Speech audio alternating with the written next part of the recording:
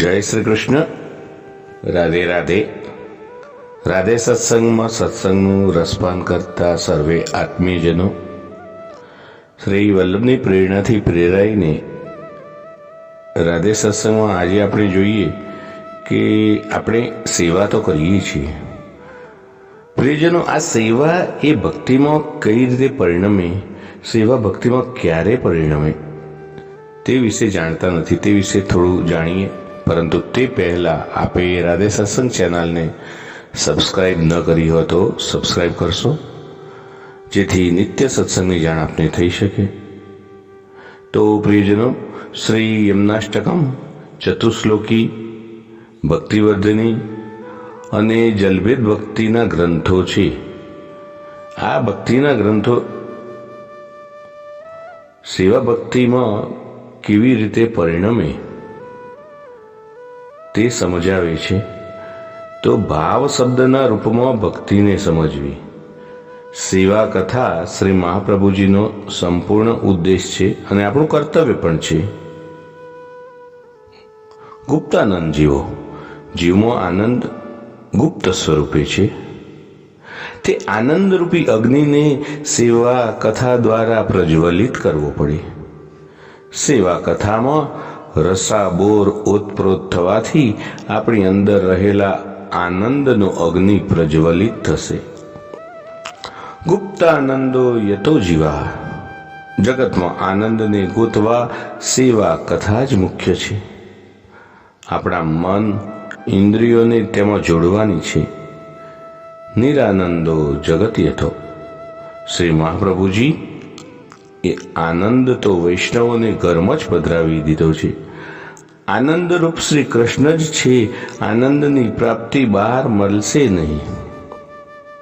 આનંદરૂપ શ્રી કૃષ્ણની લીલાની કથાનું શ્રવણ, કીર્તન, સ્મરણ તેમજ નિર્ધ્યાસન કરવું જોઈએ. પ્રજાધિપત શ્રી કૃષ્ણની સેવા એ પુષ્ટિમાર્ગીય વૈષ્ણવો માટે કર્તવ્ય રૂપમાં છે. સેવામાં સ્નેહ ભરે ને ત્યારે તે ભક્તિ બને છે. સંપૂર્ણ સ્નેહ ભગવાનમાં જાગૃત થવું જોઈએ. ભક્તિ એ સ્વતંત્ર પદાર્થ છે. ભગવાન ભક્તિનું દાન કરે તો થાય. તનુવિત્તજા સેવા તો શરૂઆતનો વિચાર છે.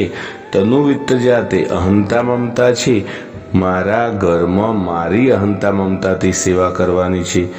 તનુવિત્તનો ગુડાર્થ સેવામાંથી હું પણ જતું નથી તે છે. હું અને મમ એ બંને સેવામાં લગાડવાથી ભક્તિની પહેલી લાઈન પકડાશે.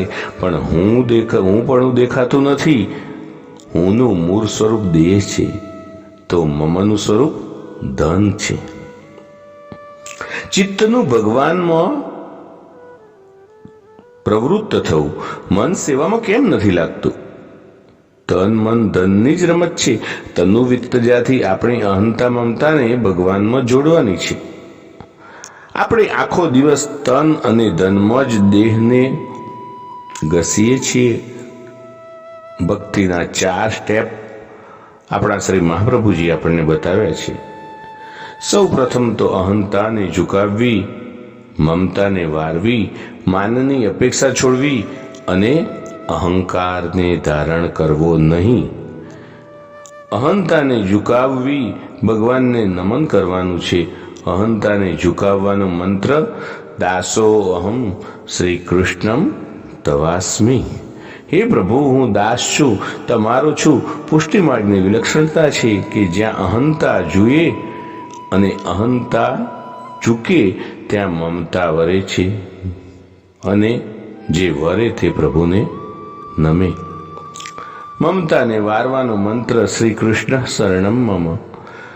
આ જીવનશૈલીને પુષ્ટિપથ ઉપર વારવી છે તો આપણી અહંતા મમતાને સંપૂર્ણ ભગવાનમાં વારવી, અને તેને તો ભક્તિ કહેવાય. ભક્તિ એ આપણી અહંતા મમતાને સંપૂર્ણ ભગવાનમાં જોડવાની એક પ્રક્રિયા છે. અહંતાને ઝુકાવો, મમતાને વારો, તે ભક્તિનું પ્રાથમિક સ્ટેપ. તે આપણા સેવ્ય પ્રભુમાં ઝુકાવવી જોઈએ. માનની અપેક્ષા છોડવી. ભક્તિમાં બાધક અહંકાર છે. અહંકારમાં માનની અપેક્ષા છે. માનની અપેક્ષાનો ત્યાગ કરો. મન તો અહંકાર રાખે છે અને આ મનનો અહંકાર એ ભગવાનમાં ક્યારેય ઝૂકવા નહીં દે. માનની અપેક્ષા વાળા હંમેશા અહંકારી હોય છે. માનની અપેક્ષાને તજવા માટે આપણે વિવેકસ્તુ હરિ સર્વમ નિજેચ્છાત કરિષ્યતિ. અહંકારને ક્યારેય પોષવો નહીં. અહીં કે પાર લોકે ચ સર્વથા શરણમ હરિ. આવી ભાવનાને મનમાં દ્રઢ કરો, જેથી માનની અપેક્ષાને ત્યજી શકાય. અહંકારને ધારણ કરવો નહીં. હું છું તો છું તેને ધારણ કરવો નહીં. હું પણ આનો ત્યાગ કરવો, તેને દાસોહમથી ધારણ કરવો.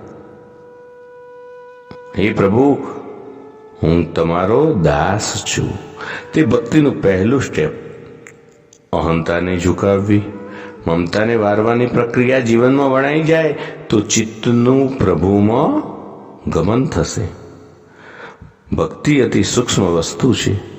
અહંતા મમતાને ભગવાન સાથે જોડીને ચાલવું. અહંતા મમતા જોડવા માટેની પ્રક્રિયા એ પુષ્ટિ સાધનામાં તનુવિત્તજા દ્વારા વણી લીધી છે.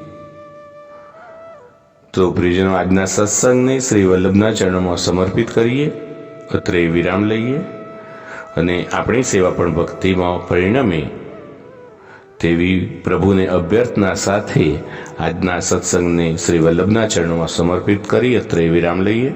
ફરી મળીશું રાધે સત્સંગમાં નવા સત્સંગ સાથે. જય શ્રી કૃષ્ણ. રાધે.